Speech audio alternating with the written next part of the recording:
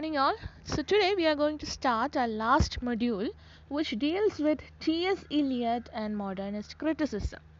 So this is the video class 1 of the last module, that is the 4th module. The contents of the video class consists of Eliot and modernism, tradition and individual talent, historic sense, impersonality, poetic emotion, objective correlative, and dissociation of sensibility. So here we are going to deal with Eliot and modernism.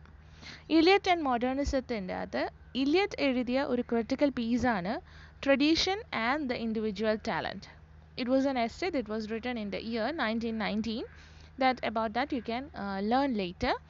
And in this particular essay you can see he is telling about historic sense, impersonality theory, poetic emotion, objective correlative, and dissociation of sensibility. ഇതെല്ലാം T.S. Eliotൻ്റെ തിയറിയാണ്. So in the same way as you have Matthew Arnold who proposes the theory of touchstone method, in the same way you are having the theories of impersonality, objective correlative, and dissociation of sensibility for T.S. Eliot. Now going to the class, you can see what is modernism. Modernism is a way of thinking that came into prominence during the late 19th and early 20th centuries that concentrated on self-realization and self-reference. Modernism. What is meant by modernism? Modernism is a detachment from the earlier stages or the earlier ages. Before modernism you can see it was Victorian period. Victorian periodil ninnulla അതായത് before the Victorian periodum അല്ലെങ്കിൽ romantic period എന്ന് വെച്ചാൽ always there is a contradictory. അപ്പം എപ്പോഴും അവർ romantic സ്പിരിറ്റാണ്, അല്ലെങ്കിൽ അവർ വേറൊരു പെസ്റ്റൈഷ് parody എന്നൊക്കെ എടുക്കുന്ന ആൾക്കാരാണ്, അല്ലെങ്കിൽ these people will be always exhibiting something that they don't have in them, that is they are always having some kind of a hypocrisy within them. So apart from this you can see that modernism is something that always makes a man understand his self-worth. അപ്പോൾ self എന്ന് പറയുന്ന സെൽഫിൻ്റെ worth നമുക്ക് മനസ്സിലാകുന്ന ഒരു കൺസെപ്റ്റാണ് modernism. മോഡേണിസത്തിൽ നിന്ന് വരുന്നതാണ് existentialism. The question of why I am in this world, why I am doing this, who I am, ഈ കൺസെപ്റ്റുകളെല്ലാം വരുന്ന എക്സിസ്റ്റൻഷ്യലിസം എന്ന് പറയുന്നത് മോഡേണിസത്തിൻ്റെ ഒരു കൺസെപ്റ്റാണ്. Usually you can see that modernism gave rise to various isms also. കുറേ ഇസങ്ങളുണ്ട്, മോഡേണിസത്തിൻ്റെ ബന്ധപ്പെട്ട് വന്ന കുറേ ഇസങ്ങളുണ്ട്. അതിലൊരെണ്ണം മാത്രമാണ് ഈ പറഞ്ഞ എക്സിസ്റ്റൻഷ്യലിസം. വേറെ കുറേ ഇസങ്ങളുണ്ട്. അത് എന്തൊക്കെയാണ്? ക്യൂബിസം ഉണ്ട്, ഡഡൈസം ഉണ്ട്, വോട്ടിസിസം ഉണ്ട്. Okay, and in this way you can say so many isms were there. ISMS, isms. So isms എന്ന് പറയുന്ന ഈ ഒരു കൺസെപ്റ്റ് എപ്പോഴും നമ്മളുടെ ഒരു കൺസിസ്റ്റൻ്റ് ആയിട്ട് പോകുന്നത് എന്തുകൊണ്ടാണ്? നമുക്കൊരു സെൽഫ് റിയലൈസേഷൻ വരുന്നത് കൊണ്ടാണ്. ആഫ്റ്റർ മോഡേണിസം, അതായത് വേൾഡ് വാറിന് ശേഷം വന്നിട്ടുള്ള ഒരു ലോകം, ആ ലോകം it was quite different from what was there before. അപ്പോൾ വേൾഡ് വാറിന് ശേഷം വന്നിട്ടുള്ള കൺസെപ്റ്റുകളിനെയാണ് മോഡേണിസം എന്ന് പറയുന്നത്. മോഡേണിസത്തിൻ്റെ അകത്ത് വന്ന കൺസെപ്റ്റാണ് നമ്മളുടെ existentialism. So modernism it was a way of philosophical thinking or a way of thinking that made people understand that the age before the world war was quite different from what was after it. Okay, so modernism is a critical way of thinking, you can say that. It came towards the late 19th and the early 20th centuries. Usually modernism എന്ന് പറയുന്നത് ആ സമയത്ത് വന്നതാണ്. Okay, then it evolved as a result of the revolt against the industrial revolution by the romanticists. So here you can see that romanticismത്തിൻ്റെ അകത്ത് ഇപ്പോൾ നമ്മളുടെ പിന്നെ Wordsworth always rebelled against industrial revolution. കുറച്ച് ഇൻഡസ്ട്രീസ് ഉണ്ടായി, സിറ്റീസിലോട്ടൊക്കെ സ്കൈസിലോട്ടൊക്കെ പുകയൊക്കെ പോകുന്നു. അപ്പോൾ അങ്ങനെയൊക്കെ വരുമ്പോൾ നേച്ചറിൻ്റെ ബ്യൂട്ടിയൊക്കെ പോകുന്നു എന്നും പറഞ്ഞ് നമ്മളുടെ വേർഡ്സ്വർത്ത് ഒരുപാട് പോയംസ് എഴുതിയിട്ടുണ്ട്. And this age, modernist age, can be seen as a revolt against that, because industrial revolution was something that always changed the life of people. അപ്പോൾ ഇൻഡസ്ട്രീസ് ഒക്കെ വന്നതുകൊണ്ട് എന്താ ഗുണം? ആദ്യമൊക്കെ ഇൻഡസ്ട്രികൾക്കെതിരെ നമ്മുടെ കമ്മ്യൂണിസ്റ്റ് പാർട്ടിയൊക്കെ ഒരുപാട് പ്രശ്നങ്ങളൊക്കെ ഇവിടെ ഉണ്ടാക്കിയത്, കമ്പ്യൂട്ടറിനെതിരെ വരെ നമ്മുടെ ഇവിടെ പ്രശ്നങ്ങൾ ഉണ്ടാക്കിയതാണ്. But what happened is that later on they understood that these particular machines will always help people do the job easily. അപ്പം ആൾക്കാർ ഇല്ലാതെ നമുക്ക് ചെയ്യാൻ പറ്റില്ല, പക്ഷെ എന്നാലും something that always helps the people to do it. So that is industrial revolution. Mass ആയിട്ടുള്ള production നടക്കുന്നു. That is industrial revolution. So apart from looking to the nature, you can see that industrial revolution always gave an idea that there is an improvement or a progress in the life of the man. Okay. So world war and the disillusionment caused as a result of it. So as I told earlier, നമ്മളുടെ modernism എന്ന് പറയുന്നത് world വാറിന് ശേഷം ഉണ്ടായ ഒരു അനിശ്ചിതത്വത്തെ പറ്റി നമുക്ക് മനസ്സിലാക്കി തരുന്നതാണ് ഈ പറയുന്ന മോഡേണിസം. ഇനി മോഡേണിസ്റ്റ് പോയറ്റ്സ് അല്ലെങ്കിൽ മോഡേണിസ്റ്റ് റൈറ്റേഴ്സ് ഒരുപാട് പേരുണ്ട്. You are having Virginia Woolf, you are having James Joyce, you have having T.S. Eliot, you are having several other writers also. Okay, but apart from that, you are going to study about T.S. Eliot because he was a multifaceted writer. ഒരുപാട് faces ഉണ്ടായേക്ക്. അപ്പം in that phase you can see that he was a dramatist, he was a poet, he was a critic.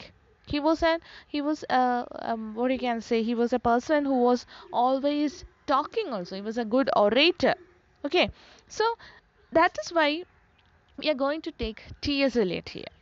So T.S. Eliot is the most acclaimed modernist poet and critic of the time.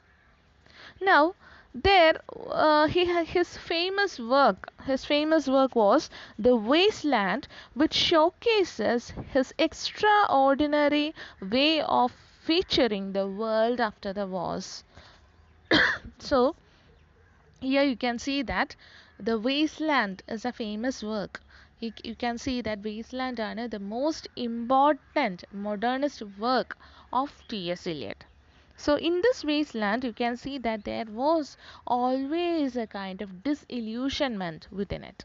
Okay, so going to the next slide, you are going to read about Thomas Sterne Eliot or T.S. Eliot. Okay, his year of birth is 1888. He lived till 1965. Now he was an American born British poet, essayist, publisher, playwright, literary critic and editor. So all these things. Okay, and his famous works are The Love Song of J. Alfred Prufrock, which was written in 1915, The Wasteland, which was written in 1922, The Hollow Men, which was written in 1925, Ash Wednesday 1930, and Four Quartets, which was written in 1943. Apart from this, he has written some plays also, and his famous plays are Murder in the Cathedral. This Murder in the Cathedral deals with the assassination of the Archbishop of Canterbury. നമ്മൾ ആദ്യം പഠിച്ച ഒരു Canterbury tales എന്ന് പറയുന്ന prologue to Canterbury tales എന്ന് പറയുന്ന ഒരു പോയമുണ്ട്. അതിൻ്റെ അകത്ത് ആർച്ച് ബിഷപ്പ് ഓഫ് കാൻറ്റർബറിയെ എങ്ങനെയാണ് കൊല്ലുന്നത് എന്നാണ് ഇതിൻ്റെ അകത്ത് പറയുന്നത്. Now, and The Cocktail Party, which was published in the year 1949. He was awarded the Nobel Prize in Literature in the year 1948. Now, famous critical piece of T.S. Eliot. അപ്പോൾ നമ്മളിപ്പോൾ പഠിക്കാൻ പോകുന്ന ലിറ്റററി ക്രിറ്റിസിസം ആണ്. അപ്പോൾ literary criticism ആയതുകൊണ്ട് we don't need any poems or plays. So what we need is a critical piece of T.S. Eliot. The famous critical piece of T.S. Eliot is Tradition and the Individual Talent, which was published in the year 1990. And the essay was first published in the literary magazine named as The Egoist in 1919, and later in Eliot's first book of criticism, which was the first book of criticism, The Sacred Wood, which was published in the year 1920. There is always a kind of difference in the dates that we mention. ചില sites ഒക്കെ നിങ്ങൾ എടുത്ത് നോക്കുമ്പോൾ there is always a difference, but the correct date is it was published in the Egoist in 1919 and in the Sacred Wood in the year 1920. Now, here in this particular piece, you can see that Eliot's concept of how a poet gets influenced by his preceding literary traditions. That is what happens or written here. ആ പേര് കണ്ടാൽ തന്നെ നമുക്ക് മനസ്സിലാവും. Tradition and individual talent. Traditionും individual ആയിട്ടുള്ള talent. Okay, so divided into 3 sections. This essay is divided into 3 sections.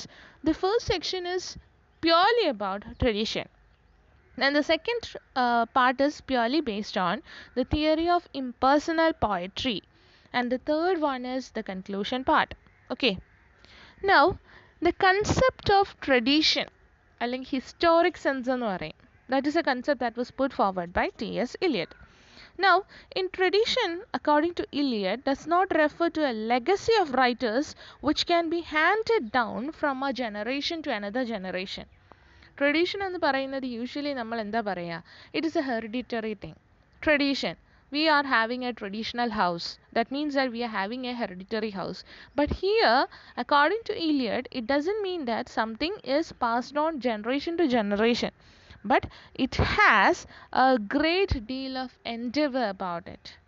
ഒരുപാട് hard work ഉണ്ട് എന്നാണ് ഈ പറയുന്ന ട്രഡീഷൻ വെച്ച് പുള്ളി പറയുന്നത്. So, it has nothing to do with the idea of inheritance. Rather, it regrets a great deal of endeavor. ഒരുപാട് work ഉണ്ട് അതിൻ്റെ പുറകിൽ. ഓക്കെ, ഹാർഡ് വർക്ക് ഉണ്ട് അതിൻ്റെ പുറകിൽ. Now, you are going to study a quote that was put forward by Eliot. Here he says, he further argues, it involves, what involves?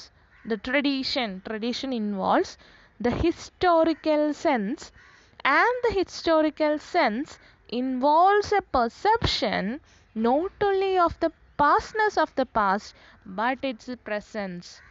So by tradition he means that not only the pastness മാത്രമല്ല, but also the presence of the pastness.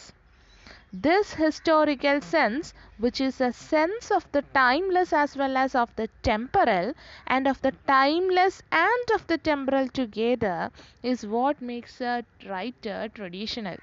അപ്പം historical sense എന്ന് പറയുന്നത് it doesn't mean that it is a historicity or a historic past. Okay, it means that there is a sense of timelessness and a temporality. Temporal ആയിട്ടുള്ളതും ടൈംലെസ്സും ആയിട്ടുള്ളതും എല്ലാം കൂടെ ഒത്തുചേർന്ന് വരുന്നതിനെയാണ് ഈ ട്രഡീഷൻ എന്ന് പറയുന്നത്. Okay, so if you want to fetch more marks you can study this quote and you can write it down, but otherwise if you don't want any good marks then just leave it. Okay, so here he further argues that tradition involves the historical sense, and the historical sense involves a perception not only of the pastness of the past but its presence. This historical sense, which is a sense of the timeless as well as of the temporal, and of the timeless and of the temporal together, is what makes a writer traditional. Okay, so that is what happens here. Excuse me, I am having certain problems with my WhatsApp. I forgot to put it in the airplane mode. Okay, so tradition എന്ന് പറയുന്നത് എന്താണ്? The historical sense, and the historical sense involves a perceivement of not only of the pastness of the past but also the presence. ആ പാസ്റ്റ്നെസ്സിൻ്റെ ഒരു presence, ഇപ്പോഴത്തെ നിലവിലുള്ള ഒരു പ്രസൻസും കൂടിയാണ് tradition. And this historical sense, which is a sense of the timeless as well as of the temporal, and of the timeless and of the temporal together. ടൈംലെസ്നെസ്സും ടെമ്പറാലിറ്റിയും രണ്ടായിട്ട് എടുക്കുകയല്ല, they are always taken together and is what makes a writer traditional. Now, historical sense is described in detail here. Eliot wants to emphasize that the writer or the poet must develop a sense of the pastness of the past and always seeks to examine the poem or the work in its relation to the works of the dead writers of the poets. So here you can say that നമ്മൾ historical ക്രിറ്റിസിസത്തിൻ്റെ best example എന്ന് പറയുന്നത് നമ്മുടെ മാത്യു ആർണൽഡ് ആണ്. Touch stone മെത്തേഡിൽ പുള്ളി പറയുന്നത് എന്താ, you can take the best lines, best codes of best writers and you can compare it with the writings of the present day. That is what Arnold says. In the same way, Eliot is saying that he wants to emphasize that the poet must develop a sense of the pastness. അയാൾ എപ്പോഴും അയാളുടെ പാസ്റ്റ്നെസ് പറ്റി ഒരു അറിവുണ്ടായിരിക്കണം. And also he must seek to examine the poem or the work. The poem or the work should always be taken into consideration in relation to the works of the dead writers or the poets. Okay, മരിച്ചുപോയ അല്ലെങ്കിൽ നമ്മളുടെ പൂർവികന്മാരുമായിട്ട് നമ്മൾ എപ്പോഴും compare ചെയ്തിട്ട് വേണം നമ്മൾ നമ്മളുടെ വർക്കിൻ്റെ മെറിറ്റ് മനസ്സിലാക്കാൻ. To substantiate his point of view, substantiate ചെയ്യാൻ he is saying that no poet, no artist of any art has his complete meaning alone. Okay, ഒരു പോയറ്റും ഒറ്റയായിട്ട് അയാളുടെ മീനിങ് പ്രൊഫസ് ചെയ്യത്തില്ല. There is nothing in a poet. A person is not himself alone. ആരും സ്വയംഭൂ ആയിട്ട് ജനിക്കുന്നില്ല. No poet, no artist or of any art has his complete meaning alone. He is incomplete. A poet who is alone is incomplete. His significance, his appreciation is the appreciation of his relation to the dead poets and the artist. So what happens here? His significance and his appreciation, അയാളുടെ importance എന്തിലാണ്? In relation to the dead poets and the artists who were precursors to him. Okay. Now that is about the historic sense. Historic sense എന്ന് വെച്ചാൽ not only the pastness of the past but also the presence. So everybody is having some tinge of experience from their own past. Okay, അവരുടെ past ആയിട്ടുള്ള അല്ലെങ്കിൽ നമ്മളുടെ പല കാര്യങ്ങളും, നമ്മളുടെ വീട്ടിലുള്ള പല കാര്യങ്ങളും നമ്മൾ പറഞ്ഞ് മനസ്സിലാകുന്നത് നമ്മളുടെ അച്ഛനും അമ്മയും എല്ലാം അവരുടെ പഴയ കഥകളൊക്കെ പറയുമ്പോഴാണ്. Okay, and these things are always having some great changes within our characters. Okay, അപ്പോൾ നമുക്ക് ഒരാളെ പറ്റിയുള്ള ഒരു പെർസെപ്ഷൻ, ഒരാളെ പറ്റിയുള്ള വ്യൂ ഒക്കെ നമുക്ക് മനസ്സിലാകുന്നത് ഇവർ പറയുമ്പോഴാണ്. Okay, in the same way a person is having a pastness, അല്ലെങ്കിൽ അയാളുടെ പാസ്റ്റ് എപ്പോഴും നമ്മളിൽ റിലേറ്റഡ് ആയിരിക്കും. Now the next theory that is put forward by Eliot is the impersonality theory of Eliot. Okay, this is known as the impersonality theory. Personality എന്ന് വെച്ചാൽ എന്താ? A person is having a definite personality. Impersonality എന്ന് വെച്ചാൽ എന്താ? He is not having any personality.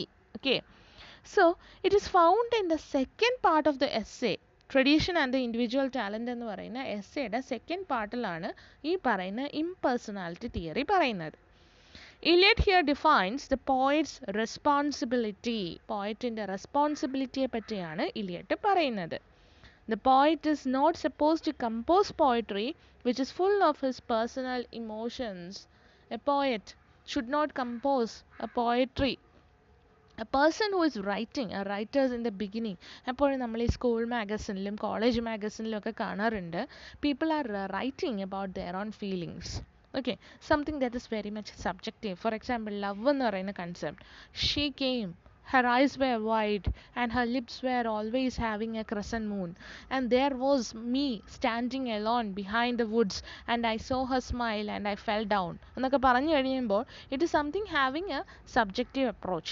അയാളുടെ feelings മാത്രം embedded ആയിട്ടുള്ള കുറച്ച് വരികളാണത്. But a person, a poet shouldn't be like that. A poet should always have an objective approach towards writing. He must subscribe himself to something more valuable. That is what others have composed in the past. ബാക്കിയുള്ളവർ പാസ്റ്റിൽ എന്തൊക്കെയാണ് ഈ സബ്ജക്റ്റിനെ പറ്റി പറഞ്ഞിട്ടുള്ളത്, that is something they should have to take into consideration.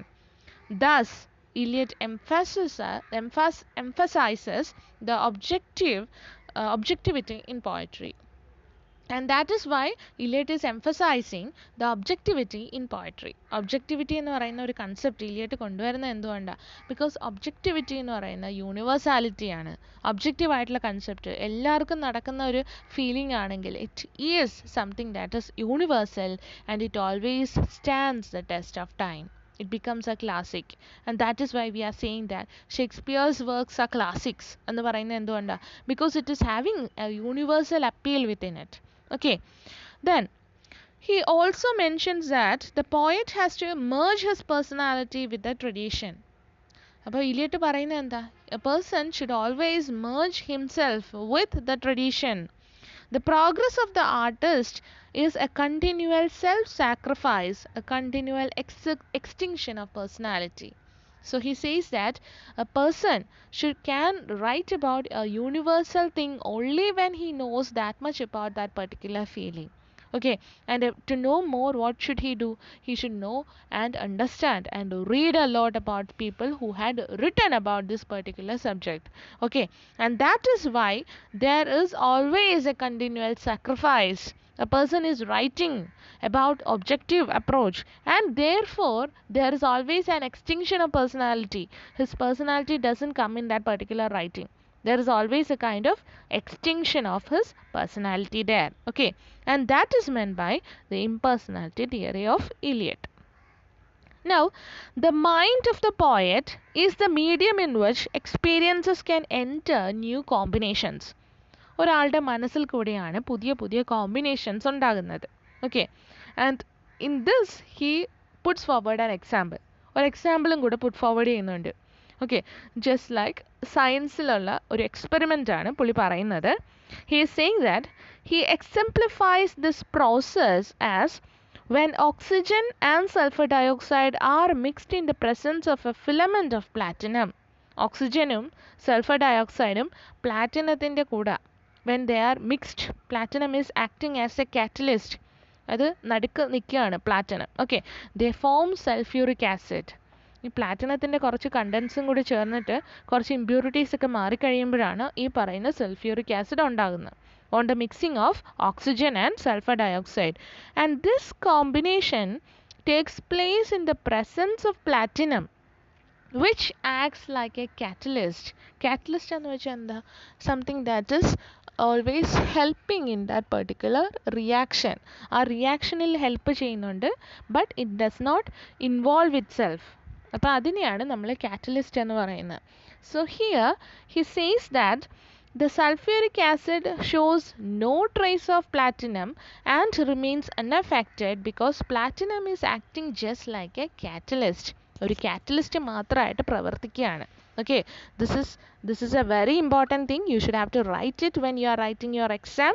Okay, he exemplifies the process that when oxygen and sulfur dioxide is mixed with a catalyst, which is a platinum, here you can see that sulfuric acid is formed, and this combination takes place in the presence of platinum, which acts as a catalyst or a promoting agent. But the sulfuric acid shows no trace of platinum and remains unaffected. Okay, now here you can see that the catalyst acts as a facilitator. It facilitates the chemical change but does not participate in the chemical reaction, and it remains unchanged. Okay, then Eliot compares the mind of the poet to the shred of platinum. He compares the mind of the poet to platinum here, which will digest and transmute the passions which are its material. So it is just like a platinum. എല്ലാ ഇമോഷൻസും universal ആയിട്ടുള്ള എല്ലാ ഇമോഷൻസും എല്ലാം ഉൾക്കൊണ്ട് it acts as A catalyst and it's gives forward something which is very different. മനസ്സിലായോ? He suggests the analogy of a catalyst role in a chemical process in a scientific laboratory for this process of depersonalization. അപ്പോൾ impersonality theory അല്ലെങ്കിൽ depersonalisation theory എന്ന് പറഞ്ഞാൽ the poets mind is acting just like A catalyst. ഒരു catalyst ആയിട്ട് എല്ലാ ഇമോഷൻസും ഉൾക്കൊണ്ട് അതിൻ്റെ ഏറ്റവും നല്ല ഇമോഷൻസ് മാത്രം എടുത്ത് എഴുതുന്നതിനെയാണ് നമ്മൾ ഈ പറയുന്ന കാറ്റലിസ്റ്റ് എന്ന് പറയുന്നത്. Okay, now Eliot sees the poet's mind as a receptacle. Receptacle എന്ന് വെച്ചാൽ എന്താ? like a patra, ഒരു പാത്രം പോലെയാണ്. For seizing and storing up numberless feelings, phrases, images which remain there until all the particles which can unite to form a new compound are present together. So it is just like a vessel, receptacle പോലെയാണ് പോയിറ്റ്സിൻ്റെ mind. അപ്പം ആ റിസപ്റ്റക്കിളിനകത്ത് എന്താ സംഭവിക്കുന്നത്? All the particles are taken in. എല്ലാം നമ്മൾ എല്ലാ ഫീലിങ്സും എല്ലാ ഫ്രേസസും എല്ലാ ഇമേജസും എല്ലാം ഉൾക്കൊണ്ട് വെച്ചിരിക്കുകയാണ്. But only the best things are combined. Okay, there best things are combined and a new compound is present.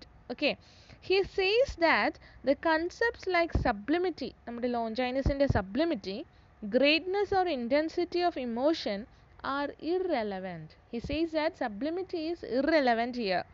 It is not the greatness of the emotion that matters, but the intensity of the artistic process.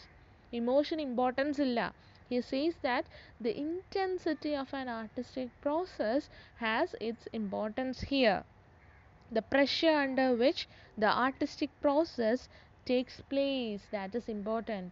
The pressure in which the particular artistic process takes place, adana important aayittulla. The intensity in which a poet can write. Okay, then poetic emotion according to Eliot. Now the emotions are occasioned by events in the personal life of the poet which are not important. Impersonality theory പോലെ തന്നെയാണ് ഏകദേശം.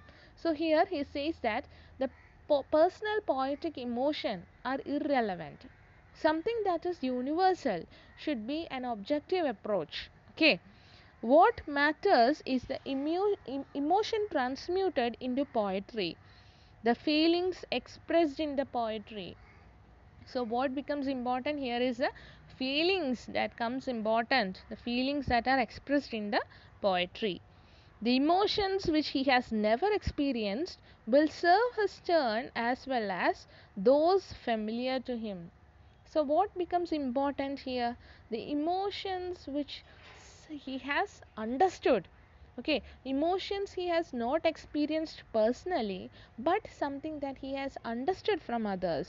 It will turn as something that is familiar to him. ആ emotions കൂടി അയാൾക്ക് familiar ആയിട്ട് മാറും. Okay, now Eliot critiques Wordsworth's definition of poetry in the preface to Lyrical Ballads. Preface to Lyrical Ballads ആരുടെ വർക്കാണ്? വേർഡ്സ്വർത്തിൻ്റെ. അപ്പോൾ വേർഡ്സ്വർത്ത് പറയുന്നത് എന്താ? Spontaneous overflow of powerful emotions recollected in tranquillity. അപ്പം ഇതിനെതിരെയാണ് നമ്മളുടെ ഇലിയട്ട് പറയുന്നത്. Eliot is saying that poetry is not a collection of feeling, it is a new thing resulting from the concentration of a very great number of experiences, and it is a concentration which does not happen consciously or of deliberation. അപ്പം consciously ആണെങ്കിലോ deliberatedly ആണെങ്കിലോ നടക്കുന്ന ഒരു particular emotions അല്ല അത്. Okay, he says that it is resulting from the concentration of a very great number of experiences. ഒരുപാട് experiences, അതായത് കുറച്ചൊക്കെ നമ്മൾ മനസ്സിലാക്കിയ നമ്മുടെ ലൈഫിൽ മനസ്സിലാക്കിയ എക്സ്പീരിയൻസസ് ആയിരിക്കാം, but some experiences are from the experiences of others. Okay, so he says that poetry is a resultant of the concentration of a great number of experiences that may include the experience of ourselves as well as others. Okay, and this concentration is not happening consciously. Your concentration in the mind does not happen deliberately. Conscious ആയിട്ടുള്ളത് അല്ല. Okay, now Eliot defines that poetry is not a turning loose of emotion but an escape from emotion. He says that poetry is not a turning loose of emotion but it is an escape from the emotion. It is not the expression of personality but an escape from the personality. Poetry എന്ന് പറഞ്ഞാൽ it is not an expression of personality but escape from the personality. അതാണ് impersonality theory. It is not a turning loose of emotion but it is an escape from the emotion. Okay, for him the emotion of art is impersonal and the artist can achieve this impersonality only by and being conscious of the tradition. This impersonality can only be achieved when that person is conscious of his tradition. Now, this is the next concept, that is objective correlative.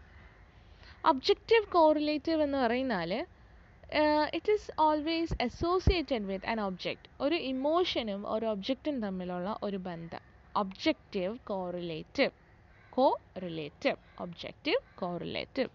So, the term was originally used in the 19th century by the painter Washington Allston in his lectures on art to suggest the relation between the mind and the external world. മൈൻഡും external വേൾഡുമായിട്ടുള്ള ബന്ധത്തെ പറ്റി പറയാൻ വേണ്ടി Washington ആൽസ്റ്റൺ എന്ന് പറയുന്ന painter ആദ്യം കൊണ്ടുവന്ന ടേമാണ് ഒബ്ജക്റ്റീവ് കോറിലേറ്റീവ്. എക്സാമിന് 1 മാർക്കിന് who brought forward objective correlative എന്ന് ചോദിച്ചു കഴിഞ്ഞാൽ you should have to write it is Washington Allston and who put forward objective correlative in critical practice എന്ന് ചോദിച്ചു കഴിഞ്ഞാൽ it is T.S. Eliot. Okay. Now, in literary criticism, an objective correlative is a group of things or events which systematically represent emotions.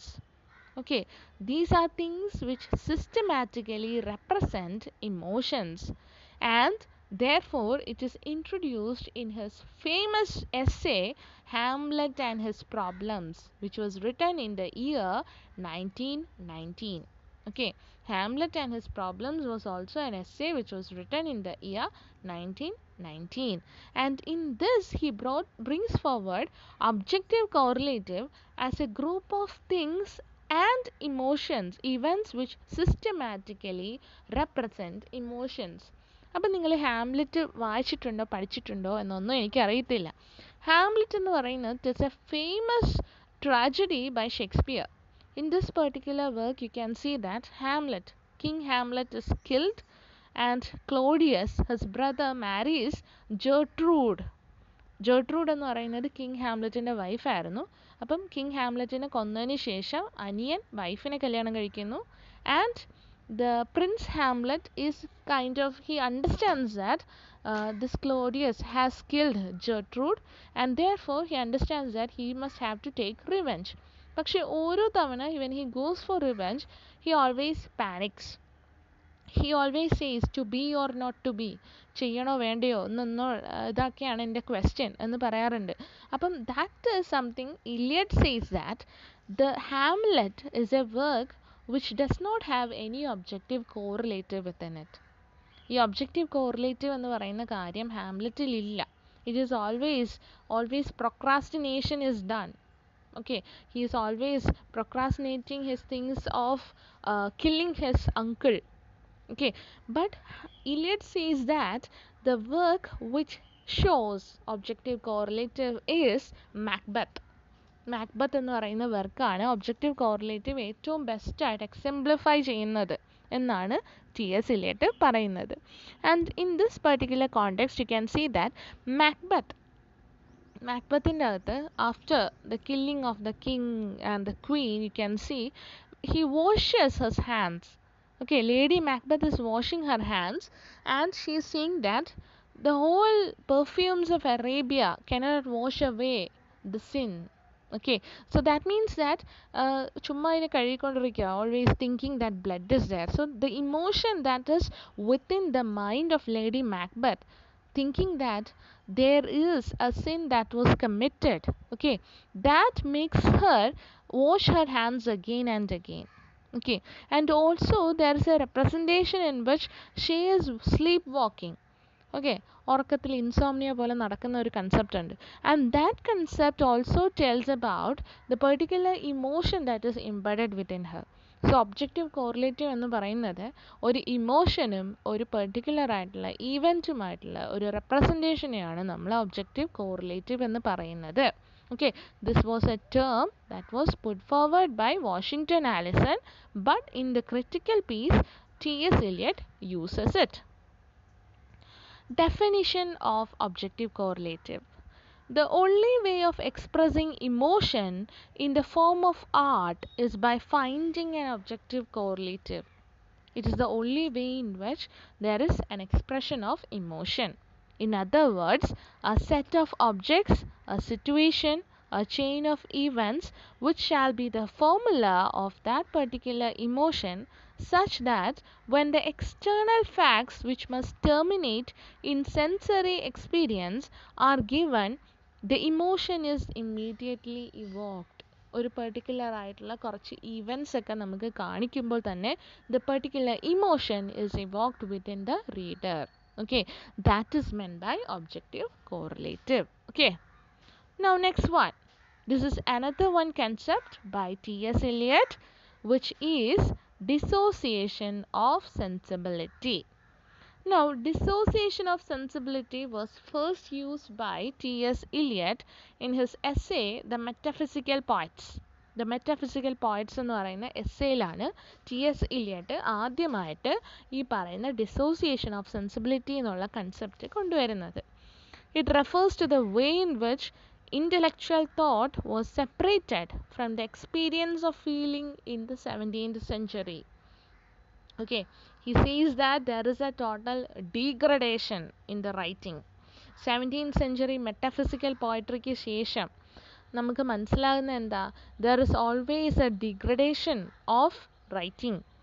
It refers to Eliot's description of the disparity in style that exists between the metaphysical poets of the 16th and early 17th century and the poets of the late 17th century onward.